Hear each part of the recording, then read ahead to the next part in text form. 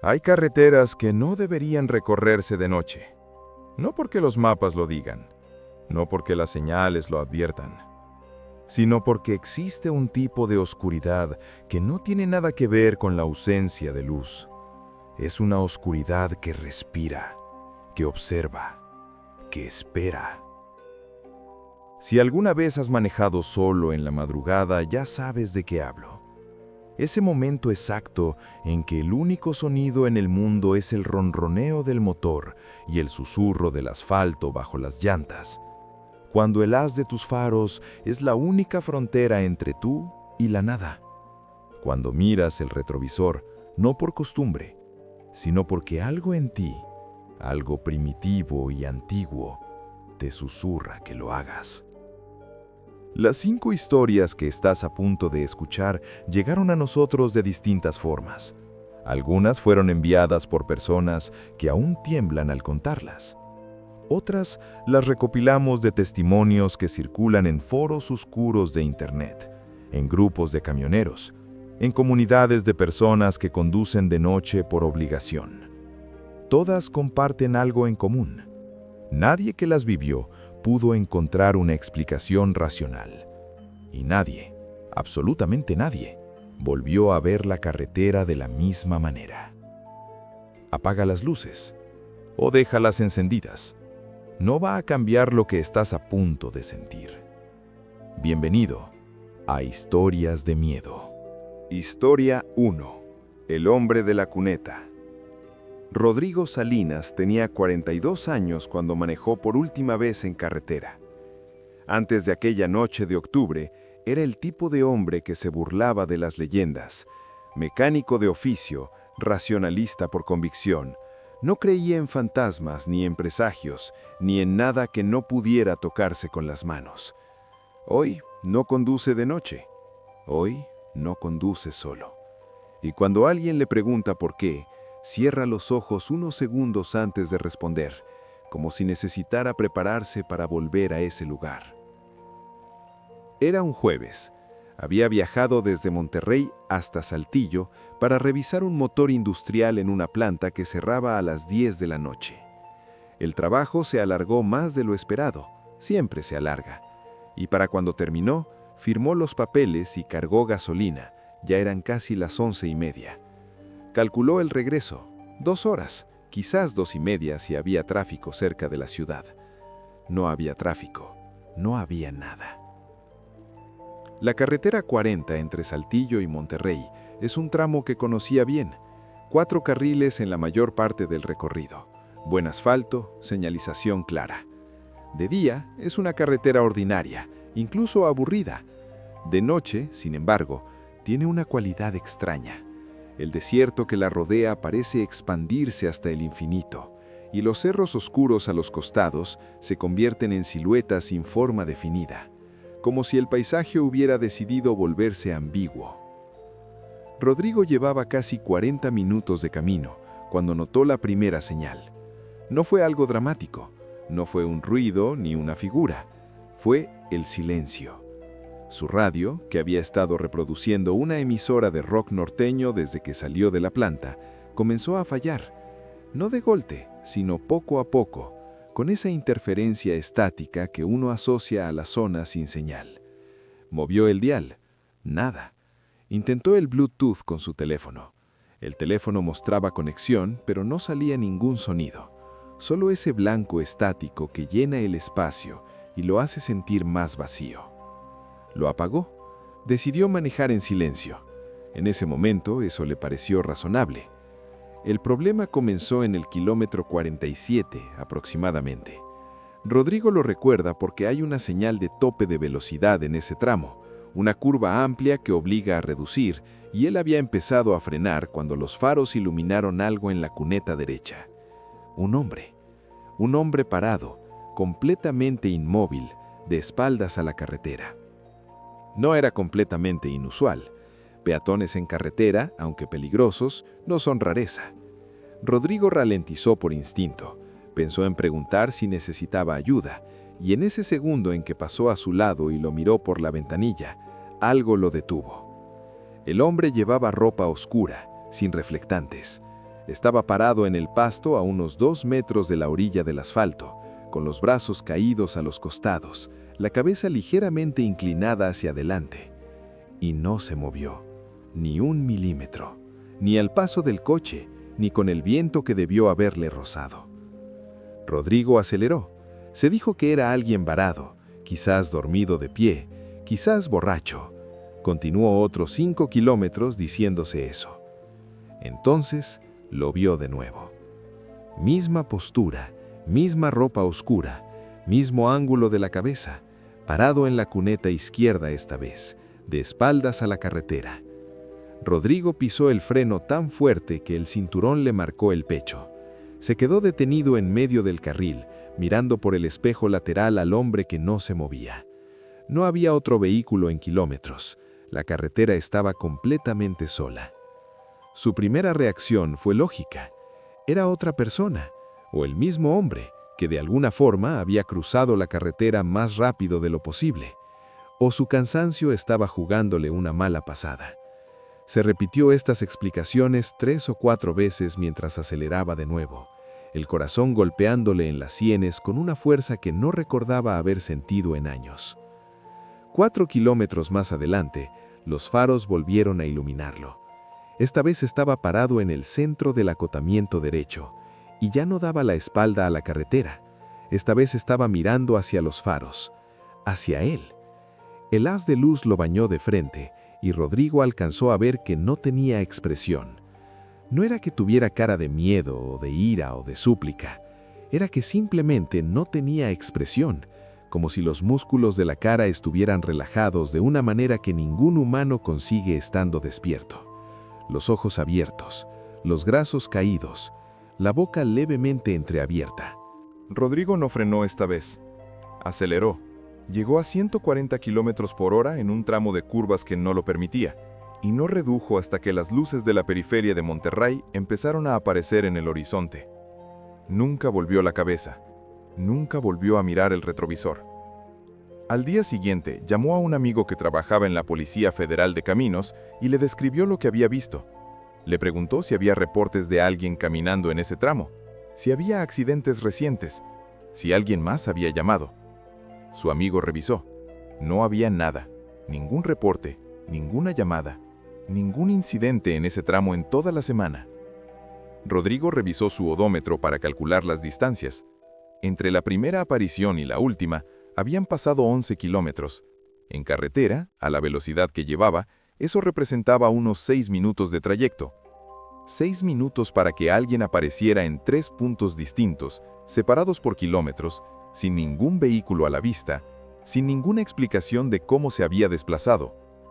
Lo que más le costó dormir en los días siguientes no fue lo que vio, fue lo que pensó mientras aceleraba aquella última vez, porque en el segundo en que los faros iluminaron la cara del hombre, Rodrigo tuvo la certeza, tan clara y tan fría como el vidrio del parabrisas, de que ese hombre no estaba esperando ayuda. Estaba esperando que alguien se detuviera. Historia 2. La frecuencia. Hay trabajos que transforman a las personas de maneras que no se ven desde afuera. El de Valentina Cruz era uno de ellos. Conductora de camioneta de reparto para una empresa farmacéutica, cubría rutas nocturnas entre Ciudad de México y Puebla 3 veces por semana desde hacía 4 años. Conocía cada bache, cada curva, cada tramo de la autopista del Sol donde la señal del teléfono desaparecía. Era, en sus propias palabras, una mujer que había hecho las paces con la oscuridad.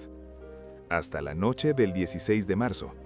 Salió del centro de distribución en Iztapalapa a las 2:10 de la mañana, carga completa, sin incidentes. La autopista estaba casi vacía, como siempre a esa hora entre semana. Puso su lista de reproducción habitual, salsa vieja, cumbias lentas, música que le recordaba a su madre, y emprendió el camino con la rutina de siempre. Verificar los espejos cada 20 segundos, mantener velocidad constante en los tramos rectos, reducir en las curvas del descenso hacia Puebla. La radio de la cabina, una unidad antigua que la empresa nunca había cambiado, empezó a fallar cerca del kilómetro 80. No era la primera vez. Ese modelo de radio tenía problemas crónicos con las interferencias en zonas de montaña. Valentina la ignoró y continuó escuchando desde su teléfono por los parlantes auxiliares. Lo que no ignoró Fue lo que escuchó cuando la estática de la radio alcanzó un pico y luego, de forma completamente inesperada, se convirtió en una voz. No era una estación de radio normal. No había música de fondo, ni identificación de frecuencia, ni jingle de ningún tipo. Era simplemente una voz. Una voz de mujer, serena, casi monótona, que decía palabras que en un principio Valentina no alcanzó a descifrar completamente porque el volumen era bajo y la estática aún interfería. Giró la perilla para subir el volumen.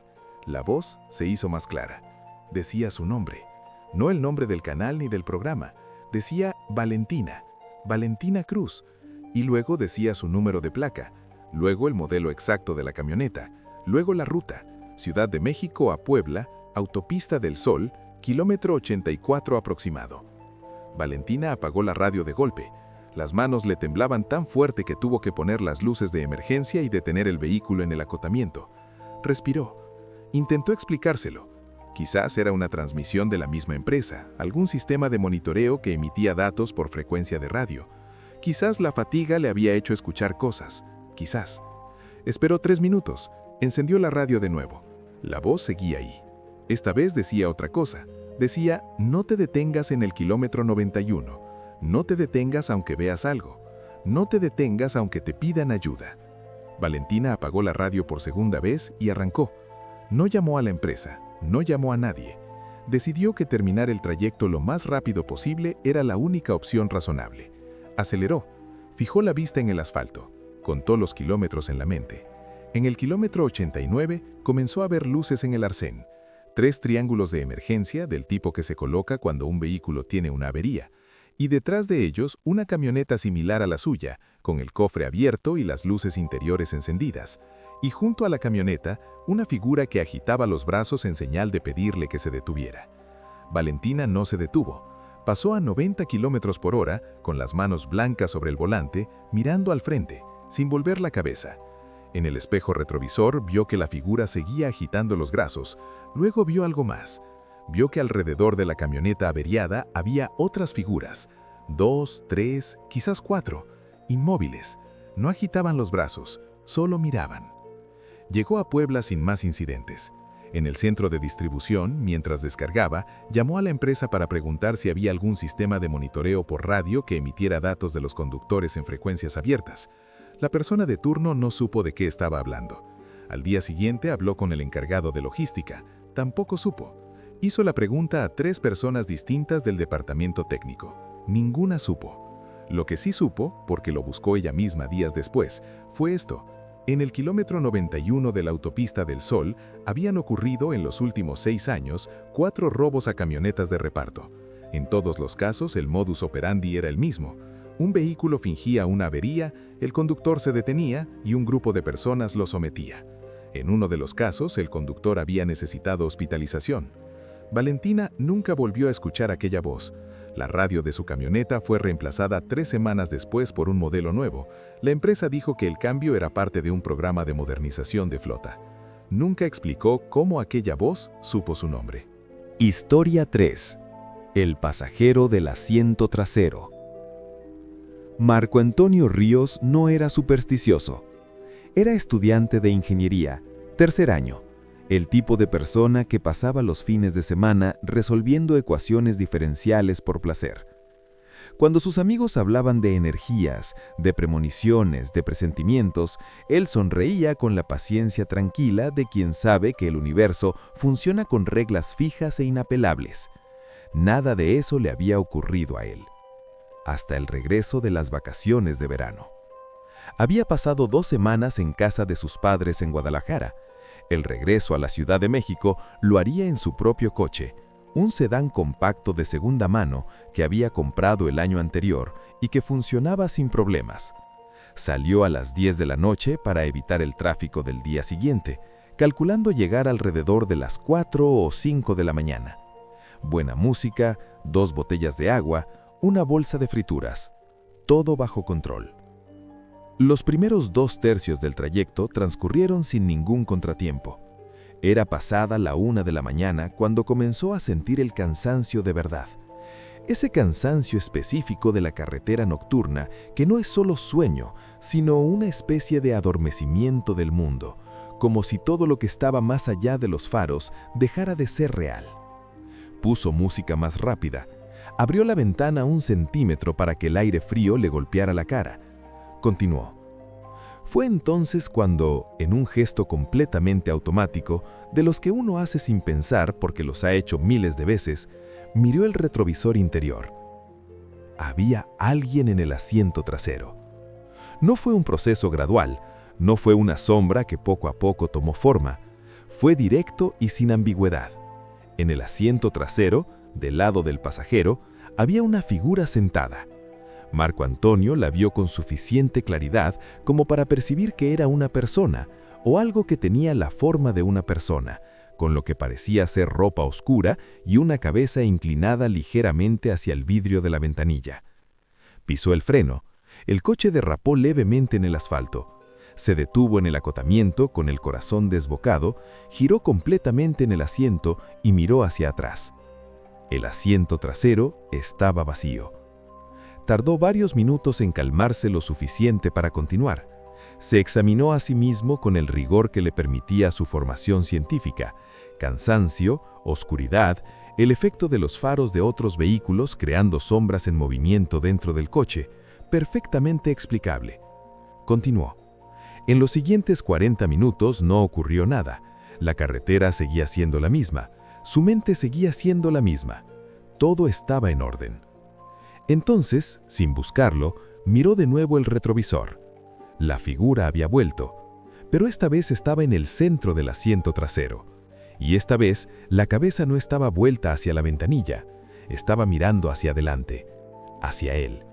Marco Antonio no frenó esta vez, siguió manejando paralizado, sin poder apartar los ojos del retrovisor más de 2 segundos seguidos. La figura no se movía, no respiraba de manera visible, no hacía ningún gesto, simplemente estaba sentada, con esa inmovilidad absoluta que tienen las cosas que no están vivas.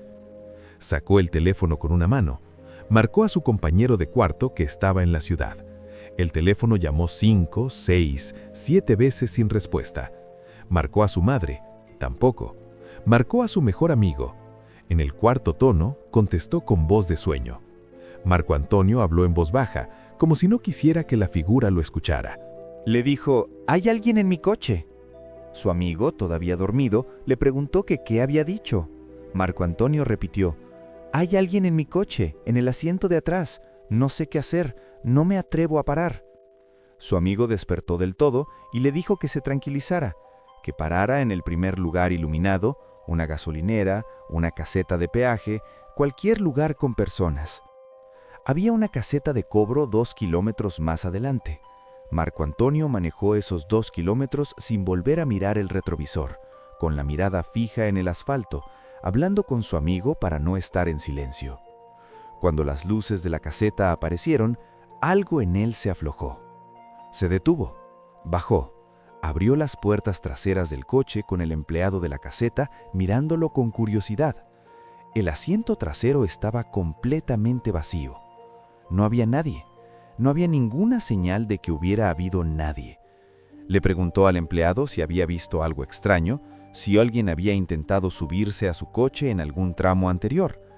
El hombre lo miró con la cara de quien no entiende la pregunta y negó con la cabeza. Marco Antonio continuó el viaje. Llegó a la Ciudad de México con la primera luz del amanecer. No habló del asunto durante semanas. Cuando finalmente lo contó, lo hizo con el tono de quien describe un experimento cuyos resultados no cuadran con la teoría, pero que no puede refutar porque los datos están ahí. Lo que más le perturbó, según dijo, no fue la figura en sí, fue lo que ocurrió cuando llegó a su departamento y descargó el coche. Al revisar el asiento trasero a la luz del día, encontró algo que no había puesto él. En el hueco del asiento, entre el respaldo y el cojín, había una fotografía, vieja, en blanco y negro, con los bordes amarillentos. Una fotografía de una carretera tomada de noche desde el interior de un vehículo, y en el asiento trasero de ese vehículo fotografiado, apenas visible, había una figura sentada. Marco Antonio no reconoció la fotografía. No tenía ninguna fotografía como esa en su coche. No tenía ninguna explicación para cómo había llegado ahí. La tiró. No quiso saber qué carretera era. Historia 4. Los faros que seguían. Elena Moctezuma llevaba 12 años manejando de noche, no por gusto, sino por necesidad. Era enfermera en un hospital privado de Querétaro y cubría el turno nocturno 4 días a la semana. Vivía en un pueblo a 40 minutos de la ciudad, y ese trayecto de ida y vuelta, en la madrugada, era tan parte de su rutina como lavarse los dientes o preparar el café. Conocía cada curva de esa carretera estatal como conocía las venas del dorso de su mano. Por eso fue más desconcertante cuando algo en ese camino conocido dejó de comportarse como debía. Era una noche de noviembre.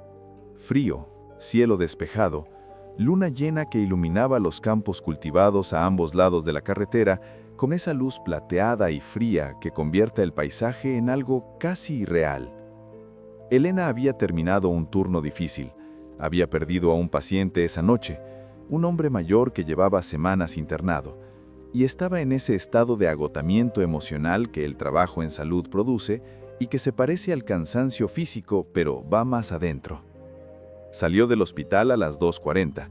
La carretera estatal que tomaba habitualmente era de 2 carriles, sin iluminación artificial en la mayor parte del recorrido. En condiciones normales, si no había otro vehículo, manejaba prácticamente sola durante casi 30 kilómetros. A los 10 minutos de salir, notó los faros detrás de ella. No había nada inusual en eso. Otros vehículos usaban esa carretera. Lo que empezó a llamarle la atención fue la distancia. El vehículo detrás de ella mantenía una separación constante, demasiado constante, como si estuviera midiendo exactamente la misma brecha en todo momento. Cuando ella aceleraba, los faros se alejaban apenas lo suficiente para mantener la misma distancia. Cuando ella reducía velocidad, los faros reducían también, al mismo ritmo, en perfecta sincronía. Elena probó esto varias veces, de manera deliberada. Aceleró bruscamente hasta 110 km/h en un tramo recto. Los faros se alejaron un momento y luego se acercaron hasta recuperar la misma distancia exacta. Frenó sin avisar hasta bajar a 60. Los faros bajaron también. Era como si el vehículo detrás de ella estuviera unido al suyo por una cuerda invisible de longitud fija. Pensó en llamar a alguien, pero no quería parecer exagerada. Pensó en detenerse, pero detener el coche en un tramo sin iluminación con un vehículo desconocido detrás le pareció la peor de las opciones. Decidió continuar y evaluar. A los 20 kilómetros del recorrido hay una curva cerrada seguida de una pequeña cuesta que por un momento oculta por completo la carretera que viene detrás. Elena conocía ese tramo bien. Cuando llegó a esa curva, aceleró todo lo que pudo, tomó la cuesta y al llegar a la cima se detuvo abruptamente en el acotamiento, apagó los faros y esperó. Esperó que los faros del otro vehículo aparecieran por la cuesta y pasaran de largo. Esperó 1 minuto, 2, 3. No apareció ningún vehículo. La carretera detrás de ella estaba completamente oscura y vacía. No había ningún vehículo. No había nadie que hubiera doblado en ningún cruce, porque no había cruces en ese tramo. No había ningún camino lateral por donde hubiera podido desviarse. Era una carretera de 2 carriles con campos abiertos a ambos lados. No había a dónde ir. Elena se quedó inmóvil durante varios minutos con el motor encendido y los faros apagados, mirando la carretera vacía detrás de ella. El silencio era completo excepto por el sonido del viento sobre los campos. Luego, despacio, encendió los faros y continuó. Los últimos 10 kilómetros los hizo sin mirar el retrovisor, no porque tuviera miedo de lo que pudiera ver, sino porque no quería tener que explicarse lo que ya había visto. Al día siguiente, en la luz del mediodía, consideró las explicaciones posibles. El vehículo podría haberse detenido también, por alguna razón, en ese tramo. Podría haber apagado las luces, podría haberse devuelto. Todas eran posibles.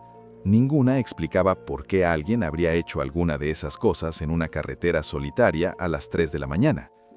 3 semanas después, Elena mencionó el incidente a una colega que hacía el mismo trayecto. La colega la miró de una manera extraña y le preguntó en qué mes había ocurrido. Elena dijo que en noviembre. La colega asintió, como si eso confirmara algo, y le contó que 2 años antes, en noviembre también, había vivido algo similar en ese mismo tramo. Los mismos faros que seguían sin acercarse ni alejarse. La misma desaparición inexplicable. Le dijo también que había hablado con otra persona del pueblo que había tenido exactamente la misma experiencia, en noviembre, en el mismo tramo, siempre entre la 1 y las 3 de la mañana. Las dos mujeres se miraron en silencio un momento, luego cambiaron de tema. Elena sigue haciendo ese trayecto, pero desde noviembre de aquel año siempre llama a alguien al salir del hospital y no cuelga hasta que entra a su casa, solo para tener una voz cerca, solo para no estar completamente sola en la carretera. Historia 5. La desviación. La última historia es diferente a las anteriores, no porque sea menos perturbadora, sino porque quien la vivió no llegó a contarla personalmente. Lo que saben sus familiares proviene de una grabación de voz que encontraron en su teléfono y de un rastro de mensajes de texto enviados durante las últimas horas de su recorrido. Su nombre era Daniela Fuentes, tenía 29 años, era diseñadora gráfica, viajaba sola y el 12 de agosto salió de San Luis Potosí con destino a Zacatecas para visitar a su abuela. Era un trayecto de aproximadamente 2 horas, un camino que había hecho docenas de veces, una ruta conocida, en un coche en buen estado, con gasolina suficiente. No había ningún motivo para que algo saliera mal. El primer mensaje lo envió a su hermana a las 9:30 de la noche. Decía simplemente que iba bien, que calculaba llegar alrededor de las 11. El segundo mensaje llegó a las 10:15, y era más extraño. Decía, creo que me perdí. El GPS dice que voy bien, pero no reconozco nada. El tercero, 15 minutos después, esto no tiene sentido. Llevo 40 minutos conduciendo en la misma dirección y debería haber llegado hace tiempo. Su hermana intentó llamarla. No contestó. La grabación de voz es de las 10:52 de la noche. Dura 4 minutos y 27 segundos. Daniela habla con voz tensa pero controlada, como si estuviera describiendo lo que ve para no olvidarlo o para que alguien más lo supiera. Dice que lleva más de 1 hora conduciendo desde que dejó la carretera principal, que en algún punto el GPS le indicó tomar una desviación que no reconocía y que ella siguió las instrucciones porque confió en el sistema, que la carretera por la que va ahora es angosta, de un solo carril, sin iluminación, con árboles muy juntos a ambos lados, que no ha visto ningún otro vehículo, que no ha visto ninguna señal de pueblo, ninguna luz en el horizonte, ningún indicio de que esta carretera lleve a algún lugar habitado. Luego dice algo que hace que quien escuche la grabación sienta frío. Dice que el odómetro no tiene sentido, que según la distancia recorrida debería estar a más de 120 kilómetros de donde empezó, pero sabe que no es posible porque no lleva suficiente combustible para eso y el indicador de gasolina sigue mostrando casi 1/4 de tanque, igual que cuando salió de San Luis Potosí. Hay una pausa en la grabación. Luego Daniela dice con una voz un poco más baja, «Hay algo en la carretera delante de mí. No sé qué es. Voy a parar». Y ahí termina la grabación. El teléfono envió un último mensaje automático a las 11:03. No era texto, era una ubicación compartida, del tipo que se activa cuando alguien usa la función de emergencia. Las coordenadas corresponden a un punto en el desierto de San Luis Potosí, aproximadamente 18 kilómetros al norte de la carretera principal, en una zona sin carreteras registradas en ningún mapa oficial. Daniela fue encontrada a las 6 de la mañana siguiente por un pastor que recorría la zona a caballo. Estaba en su coche, detenida en una brecha de tierra, completamente ilesa. No recordaba nada desde que tomó la desviación, no recordaba haber conducido por ningún camino de tierra, no recordaba haberse detenido. Su último recuerdo consciente era el momento en que el GPS le indicó salir de la carretera principal. Las 4 horas que van desde ese momento hasta que fue encontrada son para ella un espacio en blanco absoluto. La desviación que siguió según el GPS nunca pudo ser verificada. El historial de navegación del teléfono mostraba la ruta hasta cierto punto y luego datos corruptos, ilegibles, como si el sistema hubiera registrado algo que no podía procesar. La empresa de telecomunicaciones que revisó el archivo dijo que nunca habían visto ese tipo de corrupción de datos en un GPS de consumo. El coche no tenía daños, no había tierra ni barro en las llantas a pesar de haber estado en una brecha de tierra, no había polvo en la carrocería, era como si el vehículo no hubiera recorrido ninguno de esos kilómetros, como si simplemente hubiera aparecido en ese lugar en medio del desierto. Daniela hizo terapia durante meses después del incidente. Su terapeuta le dijo que el cerebro puede borrar memorias de eventos traumáticos como mecanismo de protección, que era posible que hubiera vivido algo que su mente decidió no conservar. Daniela escuchó eso, asintió y luego preguntó, ¿pero qué tipo de evento traumático no deja ninguna señal en el cuerpo? Ningún moretón, ningún corte, ninguna huella de nada. Su terapeuta no supo qué responder. Daniela tampoco. 5 carreteras, 5 personas, 5 noches que cambiaron algo en quienes las vivieron de maneras que ningún médico, ningún psicólogo, ningún experto en tráfico o telecomunicaciones pudo explicar del todo. Lo que más me inquieta de estas historias no son los momentos de terror en sí. No es la figura en la cuneta, ni los faros que desaparecen, ni la voz en la radio. Lo que más me inquieta es lo que ocurre después. El silencio que queda.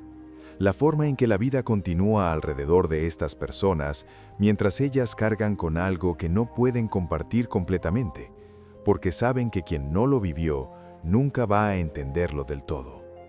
Rodrigo sigue siendo mecánico. Valentina sigue haciendo entregas, aunque ahora en turno diurno. Marco Antonio se graduó de ingeniería con honores.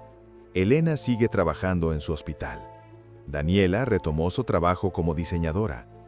Todos ellos tienen algo en común que descubrí al hablar con ellos o al leer sus testimonios. Ninguno de ellos viaja solo de noche si puede evitarlo. No es miedo paralizante, no es una fobia declarada. Es solo que, cuando la opción está disponible, prefieren no ser la única persona en el coche. Prefieren tener una voz cerca. Prefieren saber que si miran el retrovisor, alguien más también puede mirar. Y quizás eso es lo más honesto que cualquiera de nosotros puede hacer frente a lo inexplicable. No negarlo, no buscarle siempre una respuesta racional. Solo reconocer que hay cosas en la oscuridad de las carreteras que no tienen nombre, que no siguen reglas que conozcamos, y que la única respuesta sensata es la misma que nos han dado siempre los instintos más primarios. No estés solo cuando la noche es demasiado larga. Si tú también has vivido algo en carretera que no pudiste explicar, cuéntanoslo en los comentarios. Estas historias llegaron a nosotros de personas reales. La tuya podría ser la siguiente. Y si esta noche tienes que manejar solo, revisa el retrovisor. Pero hazlo solo una vez.